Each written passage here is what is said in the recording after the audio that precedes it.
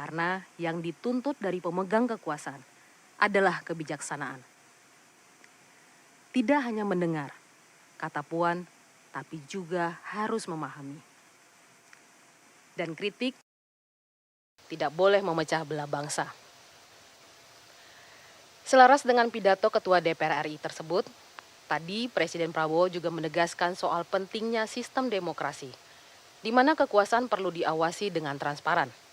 Prabowo menegaskan komitmen pemerintah untuk memastikan rakyat sejahtera dengan pangan yang bergizi yang dapat diakses semua lapisan masyarakat lewat program swasembada pangan.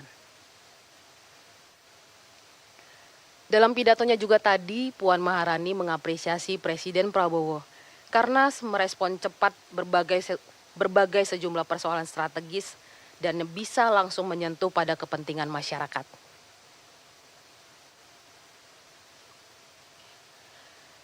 Puan juga sempat menekankan di era pembangunan inklusif ini, keberadaan dan kontribusi perempuan harus ditempatkan bukan hanya untuk memenuhi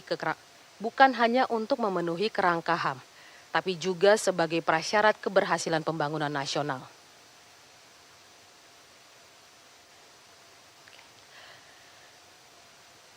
Pemirsa, dalam pidatonya Presiden juga sempat menyampaikan bagaimana pemerintah akan memutus rantai kemiskinan secara holistik dengan menggunakan data tunggal sosial ekonomi nasional atau DTSEN.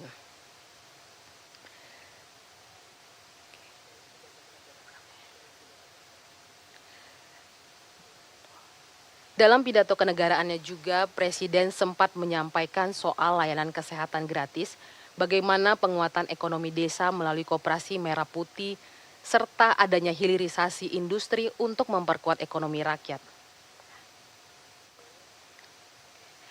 Pemirsa, dapat kita lihat di layar kaca bagaimana Presiden Prabowo mendatangi dan menyalami satu persatu para presiden dan wakil presiden dari periode sebelumnya.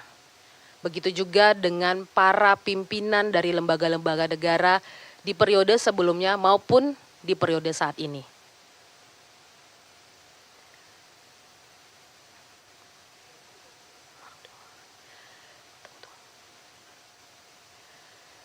Pemirsa, kami informasikan juga dalam pidato kenegaraannya, Presiden juga menyampaikan rencana pemerintah untuk memutus rantai kemiskinan melalui program sekolah rakyat. Presiden juga menekankan optimalisasi peran Danantara sebagai